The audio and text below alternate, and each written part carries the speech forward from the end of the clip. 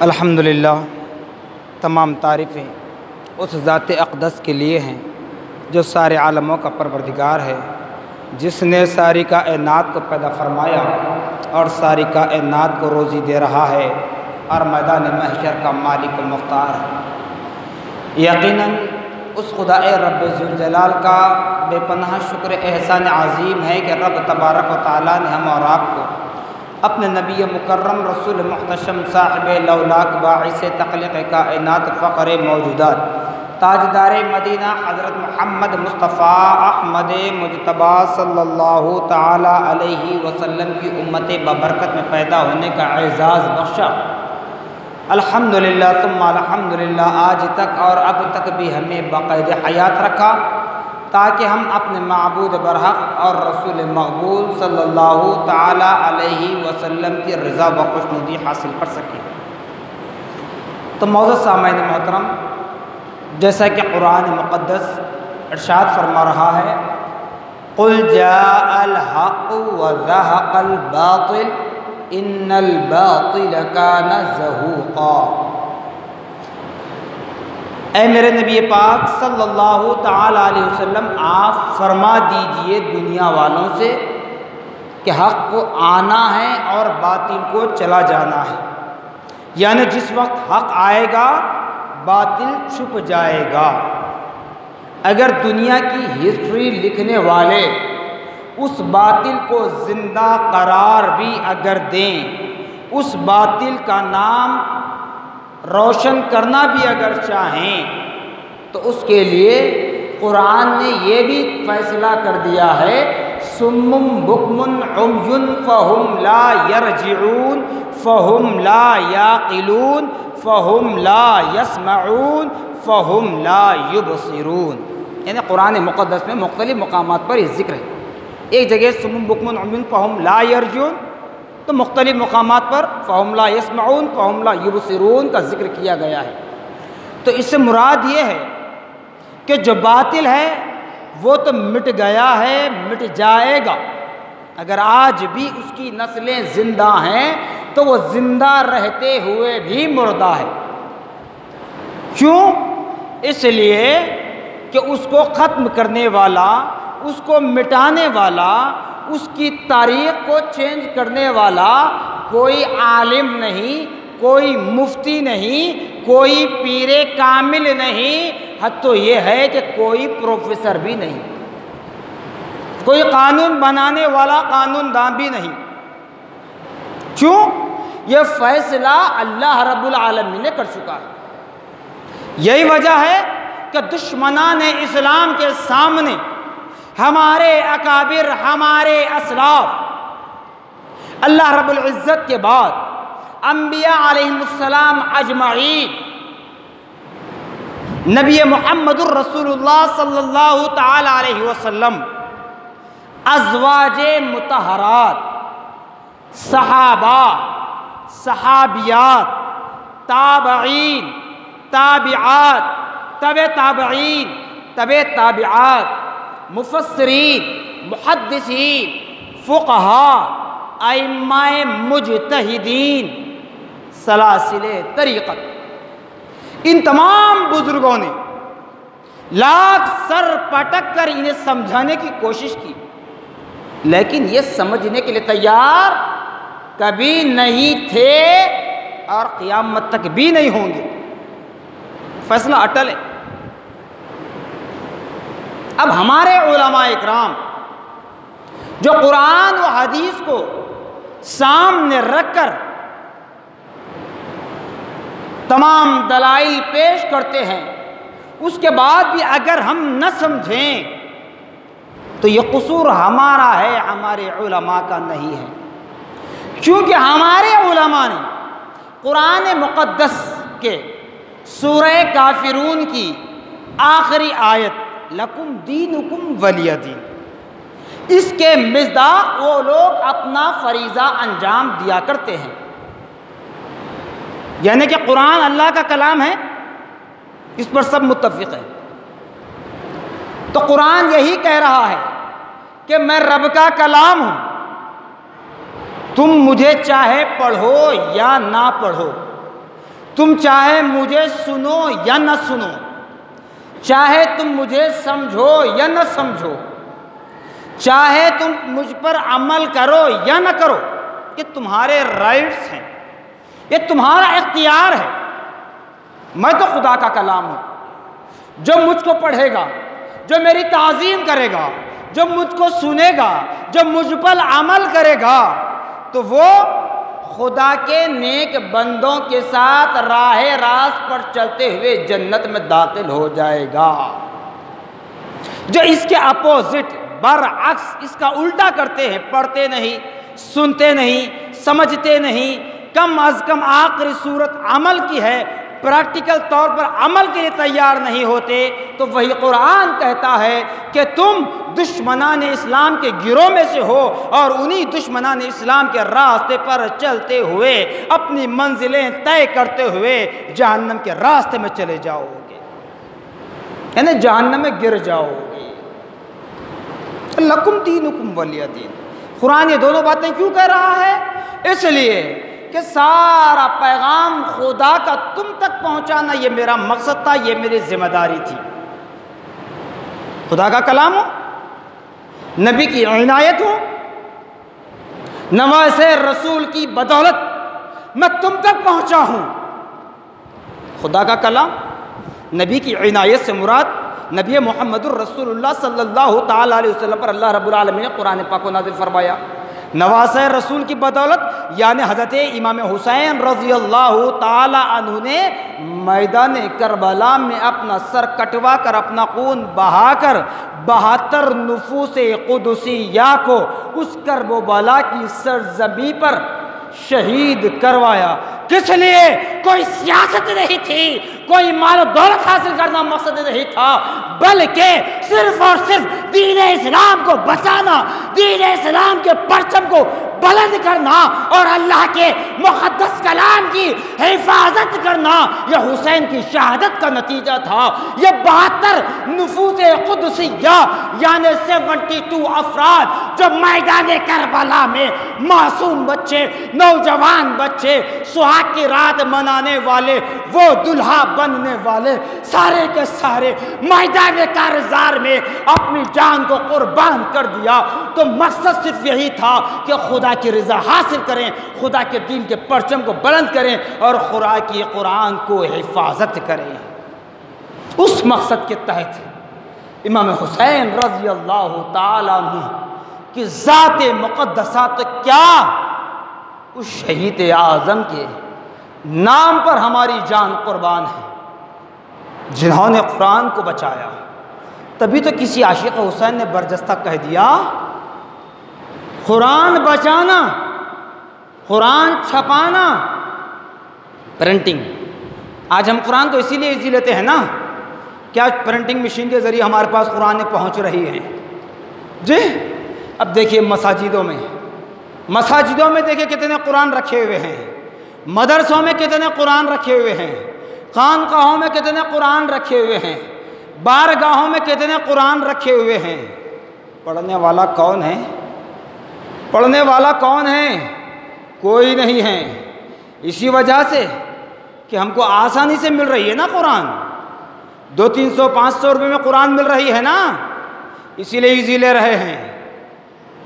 یاد رکھیے وہ دن بھی آئے گا، دشمنان اسلام کی جو فکر ہے کہ قرآن تم سے چھینا جائے، اسلام تمہارے دلوں سے نکالا جائے، عشق مصطفیٰ تمہارے دلوں سے نکالا جائے، یہ جو سازشیں رچی جا رہی ہیں، جب وہ پیریڈ آئے گا تو دیکھنا وہی قرآن 1-1 لاکھ میں تمہیں ملے گا، تب تم اس کی تعظیم کرو گے، تب تم اس کی تعظیم کرو گے جب 1 لاکھ روپے خرچ کرنے پر آپ کو قرآن ملے گا۔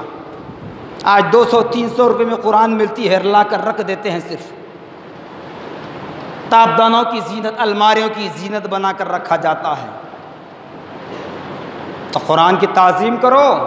تو عاشق حسین نے برجستہ کہا، قرآن چھپانا یہ ہر عبد الوحید کو آتا ہے، قرآن چھپانا یہ ہر عبد الوحید کو آتا ہے، ارے قرآن بچانا کربلا کے شہید کو آتا ہے۔ قرآن بچانا کربلا کے شہید کو آتا ہے. جب قرآن بچا نہ ہوتا تو خاک قرآن چھپا کیا ہوتا. تو قرآن بچایا میرے حسین نے، میرے نبی کا صدقہ ہے. امام حسین کو شہید کر کے ظالم بڑے جشن منائیں. یہ نہیں جانتے تھے کہ حسین کے کان میں ولادت کے ساتھ ہی آواز آئی، اے بیٹا حسین، تجھے اسی خدا کے دین پر چلنے والا، تیرے نانا نبی کا کلمہ پڑھنے والا، تیرے نانا نبی محمد الرسول اللہ کی شریعت پر چلنے والے ہی تجھے میدان کارزار میں شہید کر دیں گے. تب حسین نے بھی اللہ کی تسبیح بیان کی، نبی نے بھی خدا کی بڑائی بیان کی، علی نے بھی خدا کی کبریائی بیان کی، فاطمہ نے بھی خدا کی حمد و ثنا بیان کی. یہ نادان نبی نہیں سمجھتے، اسی لیے اللہ رب العالمین نے مہر لگا دیا کہ تم چلتے پھرتے مردہ ہو، تم چلتے پھرتے مردہ ہو، زبان رکھ کر گونگے، آنکھ رکھ کر بھی اندھے، کان رکھ کر بھی بہرے ہو. یہ اللہ نے مہر لگا دی ہے. جس پر خدا کا مہر ثبت ہو جائے وہ کہیں کا نہیں رہتا. جیسے سنتے ہیں سعودی، دبئی، عرب ممالک کا جہاں جہاں پاسپورٹ کے ذریعے آپ جاتے ہیں، جب وہاں خروج لگتا ہے، دھپا لگتا ہے، وہ پلٹ کر پھر دوبارہ نہیں جا سکتا. اگر جائے تو اس کے لیے ایک پیریڈ ہوتا ہے، اتنے سال کے بعد ہی جانا، اس سے پہلے تو جا نہیں سکتا. لاکھوں روپیہ، اربوں روپیہ خرچ کر دے. تو یہ بھی خدا نے مہر لگا دی، چاہے تمہارے اعمال کچھ بھی ہو، جب تم میرے انعام یافتگان بندوں سے دشمنی کر لو تو گویا وہ دشمنی مجھ سے ہے، وہ دشمنی مجھ سے ہے. نہ تم دنیا میں کامیاب ہوگے، نہ سکرات کے وقت کامیاب ہوگے، نہ قبر کی زندگی میں کامیاب ہوگے، نہ میدان محشر میں کامیاب ہوگے. روزے اول سے روزے آخر تک، شروع سے آخر تک تم ذلیل و خوار ہی ہوتے رہو گے. اسی لیے ہم اہل سنت والجماعت کا یہی ایمان و ایقان ہیں. جس طرح نبی پاک صلی اللہ تعالی علیہ وسلم نے ارشاد فرمایا، ما انا علیہ و اصحابہ. فتنوں کا دور ہے ایمان والوں. میں بارہا کہتے آ رہا ہوں کہ social media, Google, YouTube, Facebook, WhatsApp, Instagram, Twitter کے ذریعے آنے والے اسلامی پیغامات کو، اسلامی میسج کو اس وقت تک فالو نہ کریں جب تک کہ تم اپنے معتبر عالم سے اس کی تصدیق نہ کرائیں. جب تک کہ کسی معتبر عالم سے اس کی تصدیق نہ کرائیں. کیوں؟ آج ایڈوانس ٹیکنالوجی کا دور ہے. بچے کے ہاتھ میں ایک بڑا موبائل فون ملتا ہے ہمیں، جو چاہے من مانی اپنی باتیں گھڑ دیتے ہیں. نبی نے فرمایا، ما انا علیہ و اصحابہ، میں اور میرے صحابہ. نبی نے میں اور میرے صحابہ فرمایا، تاکید کے ساتھ. کسی اور صحابی کو علیحدہ نہیں کیا. اگر کہنا ہوتا تو ما انا علیہ و خلفائے راشدین کہتے، ما انا علیہ و عشرہ مبشرہ کہتے، ما انا علیہ و اصحاب الصفہ کہتے. مگر نبی نے تخصیص نہیں کی. خلفائے راشدین بھی ہیں، عشرہ مبشرہ بھی ہیں، اصحاب الصفہ بھی ہے، سب کے سب ہے. ما انا علیہ و اصحابہ. جس بندے نے میرے نبی کو ظاہری حیات طیبہ میں حالت ایمان میں دیکھا، نبی کے دست نبوت پر ایمان لایا، اور وہ بندہ حالت ایمان پر انتقال کر جائے، ایک لمحے کی زندگی بھی میرے نبی کی صحبت میں گزار لے، تو وہ صحابی ہے. وہ صحابی ہے. چاہے کسی دور کا ہو، جنگ بدر کے بعد کا ہو، جنگ حنین کے بعد کا ہو، جنگ احد کے بعد کا ہو، صلح حدیبیہ کے بعد کا ہو، فتح مکہ کے بعد کا ہو، ہجرت کے بعد کا ہو، کبھی کا واقعہ ہو، لیکن جس بندے نے نبی کی ایک لمحے کی صحبت اختیار کر لیا، وہ صحابی ہی ہو سکتا ہے، کوئی اور نہیں ہو سکتا، کوئی اور نہیں ہو سکتا. ما انا علیہ واصحابہ، میں اور میرے صحابہ جس جماعت میں ہیں وہ جماعت کامیاب ہے۔ تو خدا را اللہ اس کے رسول کا واسطہ، اگر آپ عربک الفابیٹ کے اعتبار سے دیکھیں، حضرت ابو بکر رضی اللہ تعالیٰ عنہ جو نبی کے خلیفہ اول بھی ہیں، جی مرد حضرات میں سب سے پہلے داخل اسلام ہونے والے، سفر حضر ہر جگہ آپ کے ساتھ رہنے والے، تو ابو بکر جو نام شروع ہو رہا ہے پہلا ورڈ ہے الف، اور خلافت راشدہ جہاں آ کر ختم ہو رہی ہے حضرت علی کرم اللہ وجہ رضی اللہ تعالی عنہ، تو علی کا آخری الفابیٹ ہے یا، تو عربک الفابیٹ پہلا ورڈ ہے الف اور آخری حرف ہے، آخری ورڈ ہے یا، تو بتایا جاتا ہے کہ ابو بکر کی الف سے علی کی یا تک جتنے صحابہ ہیں سب کے سب نبی کے جان نثار ہیں، نبی کے نام پر جان قربان کرنے والے ہیں، اور ان تمام صحابہ پر ہمارا عقیدہ رکھنا چاہیے، ہمارا ایمان و اقان ہونا چاہیے، کسی صحابی کو آپ کچھ نہیں کہہ سکتے۔ خدا را پرفتن دور ہے، فتنوں کا دور ہے میرے بھائی، اس بات کو ذہن میں رکھ لیں۔ ابھی تو صرف صحابہ پر چل رہی ہے گفتگو، الیکٹرانک میڈیا کے ذریعے، سوشل میڈیا کے ذریعے، نہ جانے پھر آنے والے 5-10 سال میں انبیاء پر بھی طنز ہوگا۔ یہ کوئی کافر یہودی نصرانی مشرک نہیں کرے گا، یہ کلمہ پڑھنے والا ہی کرے گا۔ یہ میں نہیں کہہ رہا ہوں، یہ میرے نبی کی پیشن گویاں ہیں۔ پھر اس کے بعد ہوتے ہوتے نبی محمد رسول اللہ پر بھی اعتراض ہوگا کلیہ طور پر، ابھی بھی ہو رہا ہے، جب بھی اور ہوگا۔ پھر اس کے بعد نعوذ باللہ معاذ اللہ استغفر اللہ، خود خدائے برتر کی ذات پر بھی بھروسہ اڑ جائے گا۔ ایسے فتنے آئیں گے، ان فتنوں کو اپنے کان دھرنے کی کوشش مت کیجیے گا۔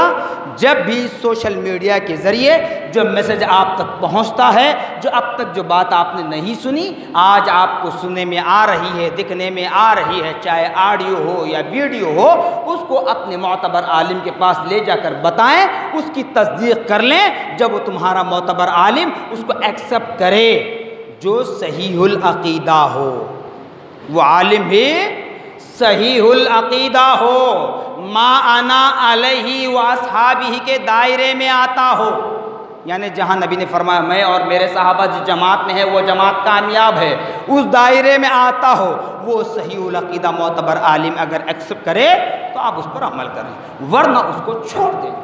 اور سوشل میڈیا پر بھی بحث مباحثہ مت کریں جب تک کہ آپ کو علم نہ ہو، کیونکہ فتنوں کا دور چل رہا ہے صاحب۔